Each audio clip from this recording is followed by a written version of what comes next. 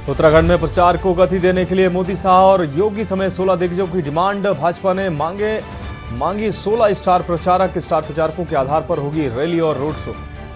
हरिद्वार और नैनीताल सीट पर कांग्रेस में फंसा पेच। बड़े नेताओं के चुनाव लड़ने से मना करने से प्रत्याशियों के नाम में नहीं हो पा रहा है फाइनल।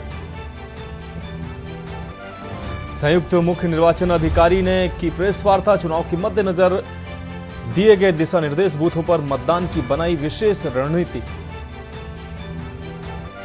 आयकर विभाग का कांग्रेस प्रत्याशी गणेश गोदियाल को नोटिस। 22 मार्च को ठाणे महाराष्ट्र स्थित कार्यालय में किया तलब। खुद प्रेस वार्ता कर दी जानकारी। देहरादून हवाई अड्डे से एक और शहर के लिए सीधी हवाई सेवाएं। पूरे हफ्ते संचालित होगी उड़ान।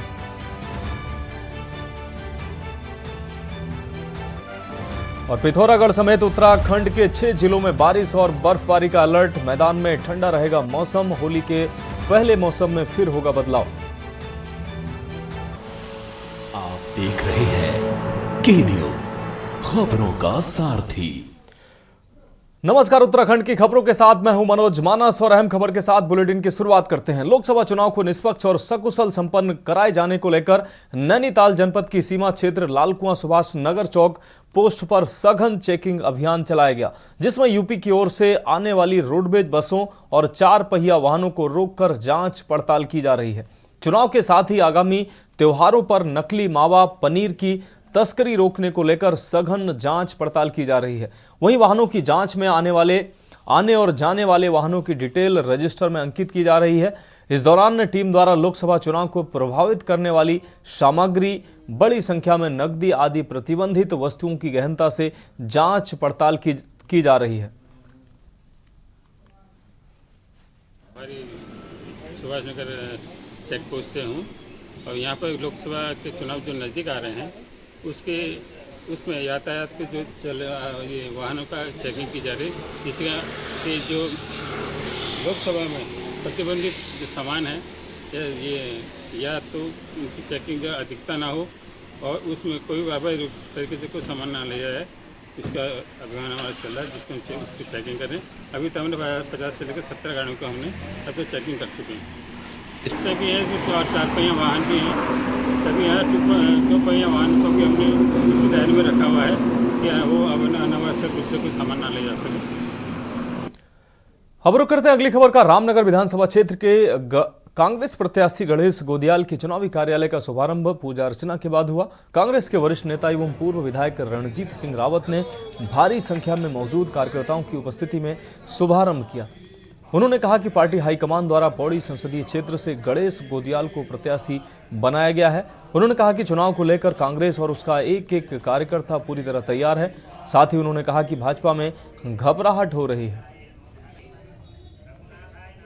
हमारे पौड़ी लोकसभा क्षेत्र से पार्टी के उम्मीदवार गणेश गोदियाल जी हैं। उनके आज इस विधानसभा क्षेत्र के चुनाव कार्यालय का हमने शुभारंभ किया है और हमारे कार्यकर्ताओं की उपस्थिति और उनका जोश जो है द्योतक है इस बात का कि हम इस चुनाव में पूरे मनोयोग से, पूरे जोश खरोश से जो है इस चुनाव को लड़ने जा रहे हैं और निश्चित रूप से जीत दर्ज करेंगे।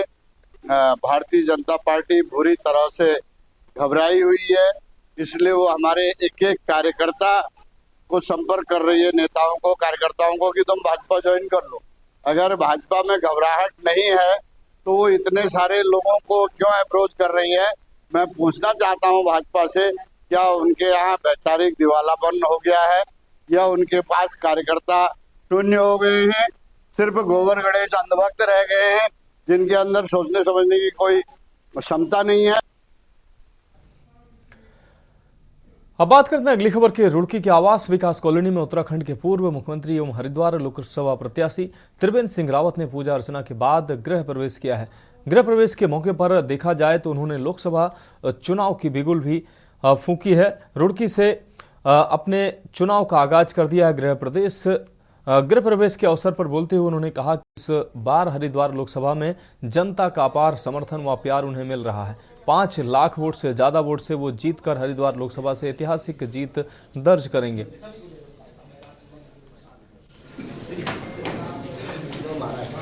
अब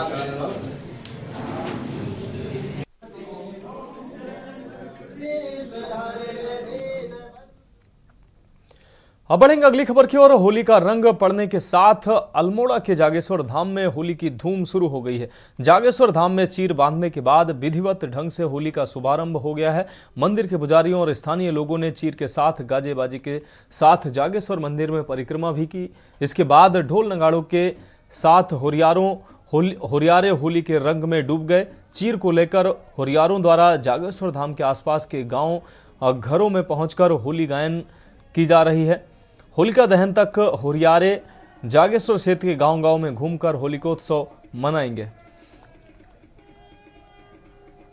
मां का डोला बनाया गया चीर जिसको हम बोलते हैं, इसका विशेष महत्व है और इसको ढोल नगाड़े के साथ हर प्रत्येक घर में जाके मां का डोला का पूजन होता है।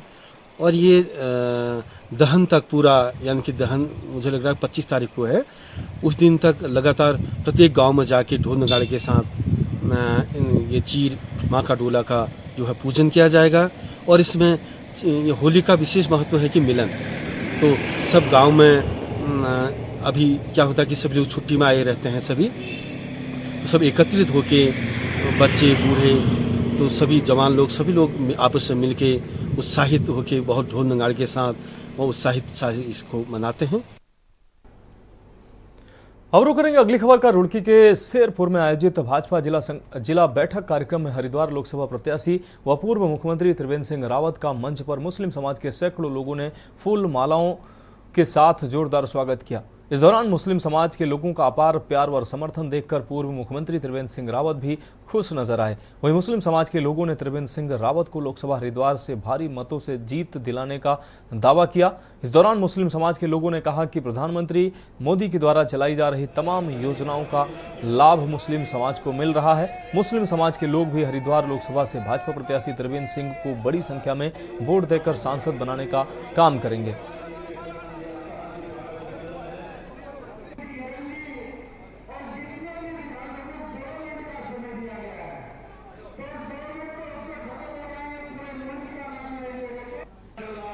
पूर्व मुख्यमंत्री माननीय त्रिवेंद्र सिंह रावत जी को बीजेपी पार्टी ने टिकट दिया है, उसमें हम मोदी सरकार का आभार व्यक्त करते हैं। और हमारा खानपुर विधानसभा से जो हमारा मुस्लिम समाज है और भी हैं जो पसमानदा समाज के लोग, करीब करीब सबका समर्थन बीजेपी को ही रहेगा। क्या मुस्लिम समाज भी वोट देगा बच्चों? हाँ, क्यों नहीं देगा। मुस्लिम समाज क्या योजनाओं का फ़ायदा नहीं उठा रही? क्या सारी योजना मिल रही है, सारे फ़ायदा मिल रहे हैं, सब सड़कों पर हम भी चल रहे हैं, सब लोग चल रहे हैं। राम रहीम का नारा है, हिंदुस्तान हमारा है। रूप तो ये है कि जो हमारे जो केंद्रीय नेतृत्व है उनका सबसे पहले तो आभार, और क्योंकि मुख्यमंत्री रहते हुए उन्होंने बहुत काम करा और जो मुस्लिम समाज है उन्होंने बहुत योजनाएं दी, मोदी जी भी दे रहे। और जो हमारे अफजाल जी हैं, ये हैं भाई हमारे अनीस भाई, हमारे पुराने कार्यकर्ता, हम भी पुराने कार्यकर्ता, सभी मुसलमान जितने मुस्लिम भाई एकजुट होकर भारतीय जनता पार्टी को भारी मतों से जिता के भेजेंगे यहाँ से त्रिवेंद्र रावत को।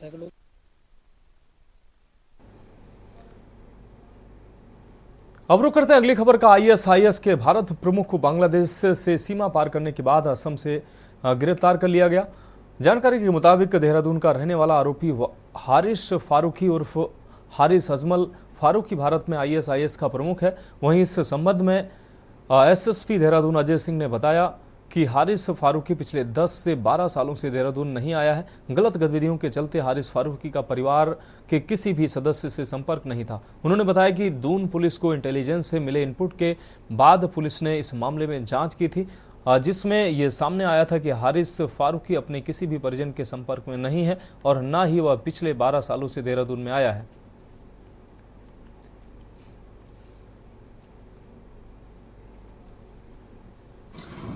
असम के धबुरी जिले में जो है आईएसआईएस का जो इंडियन हैंडलर था उसकी गिरफ्तारी कल हुई थी, जिसकी इंफॉर्मेशन इंटेलिजेंस एजेंसी द्वारा शेयर की गई थी। चूंकि यह मूल रूप से यहाँ पर पहले इनके जो फादर और फैमिली है यहाँ पर रह रहे हैं, और हारिस फारूकी करीब विगत 10-12 सालों से जब से वालीगढ़ मुस्लिम यूनिवर्सिटी में वहां गया पढ़ाई के लिए, तब से वो अपने घर वापस नहीं आया, ना ही घर के किसी संपर्क में था। बीच बीच में इंटेलिजेंस एजेंसीज और अन्य एजेंसीज द्वारा जब इनपुट प्राप्त हुए थे उसके आधार पर जिला पुलिस और अन्य एजेंसीज ने इसको वेरिफिकेशन भी किया था और पूरी बात तहकीकात में निकली थी कि वो यहाँ पर लगातार 10-12 सालों से न कभी आया है। अब बढ़ेंगे अगली खबर की ओर। मुख्य निर्वाचन अधिकारी डॉक्टर VVRC पुरुषोत्तम ने सचिवालय देहरादून स्थित वीर चंद्र सिंह गढ़वाली सभागार में राज्य के स्टेट आइकॉन के साथ बैठक की है। इस अवसर पर मुख्य निर्वाचन अधिकारी ने सभी स्टेट आइकॉन से मतदाता जन जागरूक कार्यक्रम को और भी व्यापक रूप से मतदाताओं तक पहुंचाने की अपील की है। उन्होंने कहा कि आगामी 19 अप्रैल को प्रदेश में मतदान होना है। ऐसे में अधिक से अधिक मतदाताओं को मतदान स्थल तक लाने के लिए उन्हें प्रोत्साहित करना होगा। बैठक में प्रीतम भरतवाण, डॉक्टर कल्याण सिंह रावत, वसंती विष्ट एवं डॉक्टर माधुरी बर्थवाल ने अपने अनुभवों को साझा किया।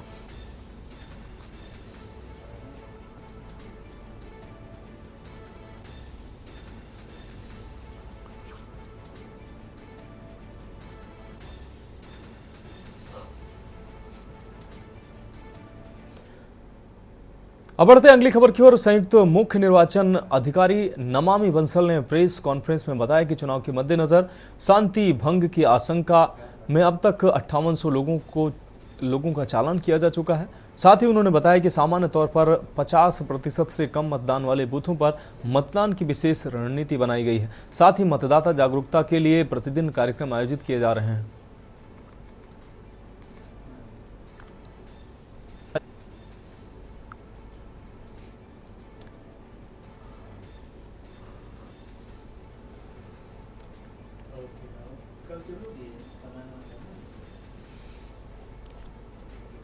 इस वार्ता में हम आप सभी के समक्ष थीम बेस्ड एक विषय लाए हैं। तो जैसा कि हमने पहली प्रेस ब्रीफिंग में भी बताया था कि कुछ विशेष जो हमारी थीम्स हैं और विषय हैं उन पर भी समय समय पर हम आप लोगों को ब्रीफ करते रहेंगे।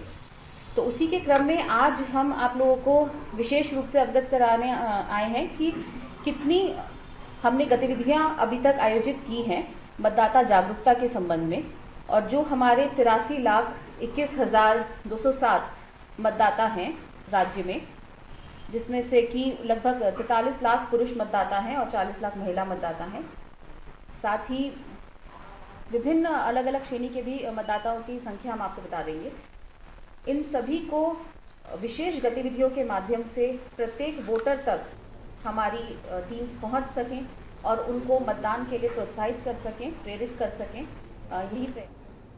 अब बढ़ेंगे अगली खबर की ओर। गढ़वाल लोकसभा सीट से कांग्रेस प्रत्याशी गणेश गोदियाल को आयकर विभाग ने नोटिस भेजकर 22 मार्च को ठाणे महाराष्ट्र स्थित कार्यालय में तलब किया है। वहीं कांग्रेस मुख्यालय देहरादून में इस संबंध में गणेश गोदियाल ने प्रेस कॉन्फ्रेंस की, जिसमें उन्होंने कहा कि आयकर विभाग की ओर से 19 मार्च को उन्हें उनकी पत्नी और फर्म के नाम पर 3 नोटिस भेजे गए, जिनमें उन्हें 22 मार्च को 11:30 बजे ठाणे महाराष्ट्र स्थित आयकर विभाग के कार्यालय में उपस्थित होने को कहा गया है। उन पर पूर्व में आयकर विभाग के कुछ मामले हैं जो अब भी कोर्ट में विचाराधीन है। तमाम ये सब नोटिस, ये सब कार्रवाइयाँ इसलिए भी हैं कि पिछले 3-4 महीनों से उनकी जो कोशिशें थी वो कोशिश परवान नहीं चढ़ी, और वो कोशिश जब परवान नहीं चढ़ी तो तब इस प्रकार से परेशान करके अब वो चुनाव को प्रभावित करना चाहते हैं। लेकिन मैं भारतीय जनता पार्टी को विनम्रता से इस देश के संविधान में विश्वास करते हुए एक बात कहना चाहता हूँ कि हम भगत सिंह के अनुयायी हैं और वो सावरकर के अनुयायी हैं। हम डर से अपने टास्क को नहीं छोड़ते। हम वो कितना डरा लें, लेकिन उनके कलम में इतनी ताकत नहीं है कि जो हमें डर कर बैकफुट पर कर दे। अगली खबर देहरादून से है, जहां पर टिहरी लोकसभा सीट के लिए नामांकन की प्रक्रिया शुरू हो गई है। पहले दिन उत्तराखंड में बेरोजगार संघ के अध्यक्ष बॉबी पवार समेत 5 लोगों ने 6 नामांकन पत्र लिए हैं, लेकिन जमा किसी ने नहीं करवाया। आपको बता दें कि नामांकन प्रक्रिया कलेक्ट्रेट में सुबह 11 बजे से शुरू हुई। सुरक्षा के लिए नामांकन कक्ष के बाहर बैरिकेडिंग लगाकर पुलिस बल तैनात किया गया। पहले दिन उत्तराखंड बेरोजगार संघ के अध्यक्ष बॉबी पवार, भारतीय राष्ट्रीय एकता दल के ब्रजभूषण करणवाल, राष्ट्रीय उत्तराखंड पार्टी के नवीनत गोसाई, निर्दलीय सरदार खान व यशवीर आर्य ने नामांकन पत्र लिए। जिलाधिकारी एवं निर्वाचन अधिकारी डॉक्टर सोनिका ने बताया कि 27 मार्च तक नामांकन प्रक्रिया चलेगी। इस बीच 3 दिन सार्वजनिक अवकाश है। इन दिनों को छोड़कर कभी भी सुबह 11 से दोपहर 3 बजे तक नामांकन करवाया जा सकता है।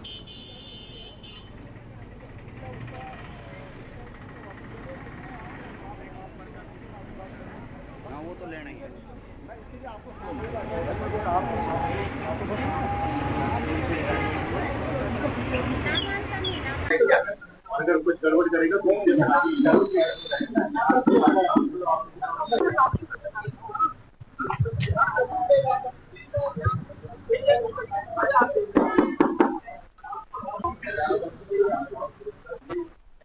बजे का समय है और 27 तारीख तक आके नॉमिनेशन दिए जा सकते हैं। इसके अंदर 3 दिन भी सार्वजनिक अवकाश है, उन 3 दिन को छोड़ के सभी दिन में आके 11 से 3 बजे पर कोई भी आके अपना द्वारा धारा 144 लगाई हुई है और क्लियर कट इंस्ट्रक्शंस हैं जो हमारी हैंडबुक है कि जो अंदर नॉमिनेशन पेपर देने के लिए 1+4 जो कैंडिडेट और उनके साथ 4 लोग आ सकते हैं और जो अंदर का जो प्रोटोकॉल है वो क्लियरली मेंशन है किस तरह से।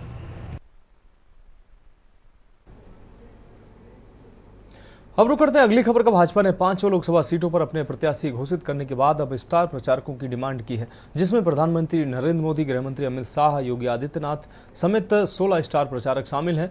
इसको लेकर प्रदेश महामंत्री भाजपा आदित्य कोठारी ने बताया कि नामांकन के बाद 1 अप्रैल से केंद्रीय नेतृत्व के दौरे प्रदेश में होने हैं। उन्होंने बताया कि मुख्यमंत्री पुष्कर सिंह धामी के भी विभिन्न विधानसभा में कार्यक्रम तय किए जाएंगे। वहीं स्टार प्रचारकों के संबंध में कांग्रेस प्रदेश अध्यक्ष करण महारा ने भी बताया कि उनकी पार्टी के शीर्ष नेता भी जल्द स्टार प्रचारक के तौर पर प्रदेश में दौरे करेंगे, जिसमें राष्ट्रीय अध्यक्ष मल्लिकार्जुन खड़गे, पूर्व अध्यक्ष सोनिया गांधी, राहुल गांधी, सचिन पायलट, प्रियंका गांधी समेत तमाम स्टार प्रचारकों के दौरे शामिल होंगे।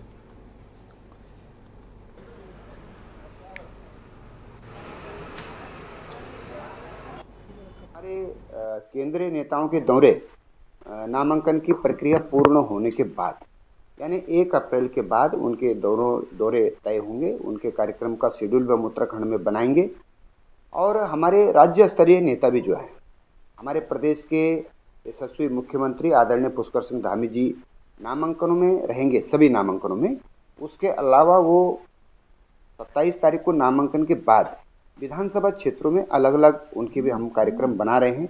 उनकी भी सभाएं हमारी दूरस्थ की दूरस्थ विधानसभाओं से लेकर के और मैदानी क्षेत्र की विधानसभाओं में उनके कार्यक्रम तय हो रहे हैं।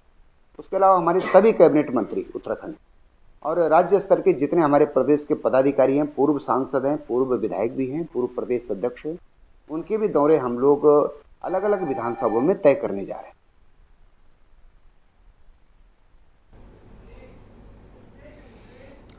तो उत्तराखंड की खबरों में वक्त एक ब्रेक का है, जल्द हाजिर होंगे।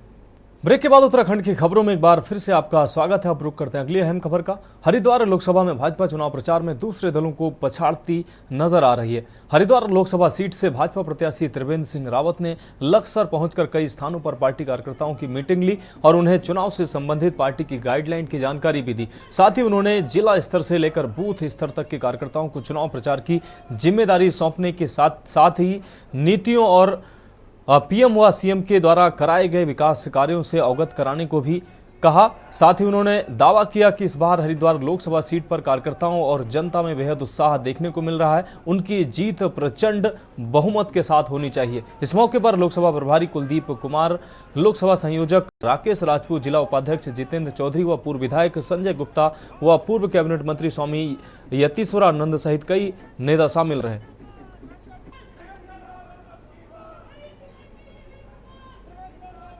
प्रधानमंत्री नरेंद्र भाई मोदी ने हर वर्ग के लिए काम किया है, चाहे हमारा ओबीसी वर्ग हो, महिलाएं हों, युवा हों, किसान हों, मजदूर हों। और उन्होंने कहा भी कि भाई मेरे लिए 4 ही जातियां हैं और इन चारों जातियों के उत्थान के लिए, इनके डेवलपमेंट के लिए, इनके विकास के लिए काम करना ही मेरे जीवन का मकसद है। तो ये जब जो सब कुछ इतना उत्साह आपको दिखाई दे रहा है, ये सब माननीय प्रधानमंत्री जी नरेंद्र भाई मोदी का जो एक आभा मंडल है। अब रुक करेंगे अगली खबर का। खबर देहरादून से है, जहां दूरस्थ पहाड़ी क्षेत्र के सर्वे में कम मतदान प्रतिशत को मुख्य कारण पलायन सामने आया है, जिस पर कांग्रेस ने सवाल उठाते हुए सरकार को इसके लिए दोषी ठहराया है। कांग्रेस उपाध्यक्ष मथुरा दत्त जोशी ने कहा कि पलायन पलायन प्रदेश की बड़ी समस्या है, लेकिन सरकार ने पलायन रोकने के लिए कोई प्रयास नहीं किए हैं। जो पलायन आयोग बनाया गया उसके बाद से पलायन में वृद्धि ही देखने को मिली है। साथ ही उन्होंने कहा कि सबसे ज्यादा पलायन भाजपा की सरकार के समय ही देखने को मिला है। इसके साथ ही उन्होंने कहा कि लोगों से भी अपील की कि वह अपने गांव क्षेत्र में जाकर मतदान करें, जिससे उन क्षेत्रों की अस्मिता भी बनी रहे।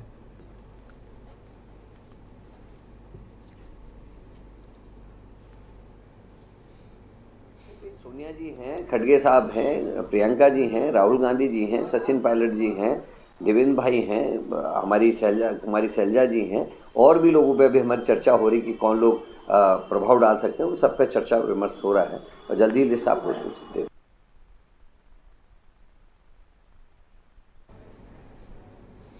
अब रुक करते हैं अगली खबर का। खबर लक्सर से है, जहां हरिद्वार लोकसभा सीट पर चुनावी सरगर्मियां तेज होती जा रही हैं। वहीं दूसरी पार्टियों के नेताओं के द्वारा लगातार भाजपा में शामिल होने का सिलसिला भी जारी है।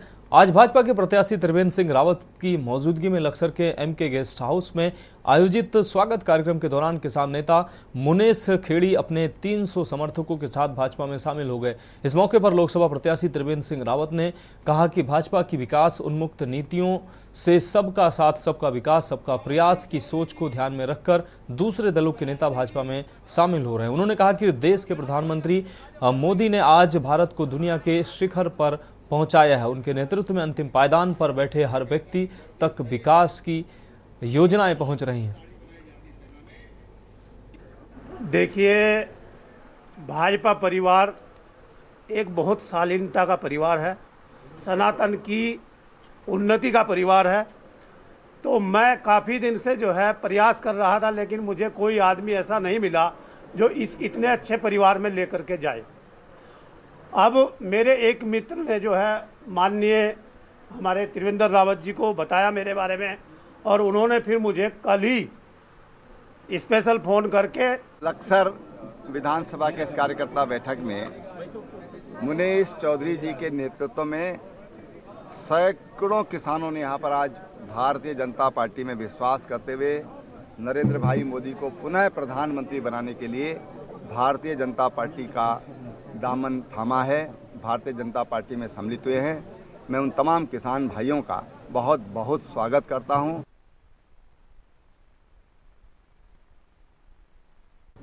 अब बढ़ेंगे अगली खबर की ओर। उत्तराखंड में लोकसभा चुनाव को लेकर सभी दल सक्रिय हो गए हैं। वहीं निर्दलीय विधायक उमेश कुमार ने रोशनाबाद स्थित कलेक्ट्रेट भवन पहुंचकर हरिद्वार सीट से नामांकन किया है। इस दौरान बड़ी संख्या में उनके समर्थक जुटे। भाजपा से इस सीट पर पूर्व सीएम त्रिवेंद्र सिंह रावत मैदान में हैं। वहीं कांग्रेस ने अभी इस सीट पर प्रत्याशी घोषित नहीं किया है। यहां से पूर्व सीएम हरीश रावत और उनके बेटे का नाम चर्चा में है। आपको बता दें कि विधानसभा के चुनाव में उमेश कुमार ने भाजपा के गढ़ में खानपुर सीट से निर्दलीय चुनाव लड़ा और भारी मतों से जीत दर्ज की थी।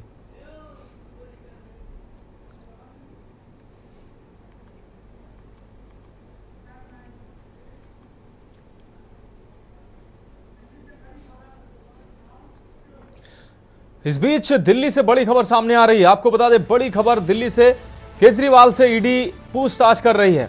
इस वक्त की ये बड़ी खबर दिल्ली से अपने दर्शकों को दिखा रहे हैं। केजरीवाल की लीगल टीम पहुंची सुप्रीम कोर्ट। केजरीवाल के घर ईडी पहुंची और केजरीवाल से पूछताछ जारी है। रात में सुनवाई की मांग की गई है। ईडी के ज्वाइंट डायरेक्टर कर रहे हैं पूछताछ।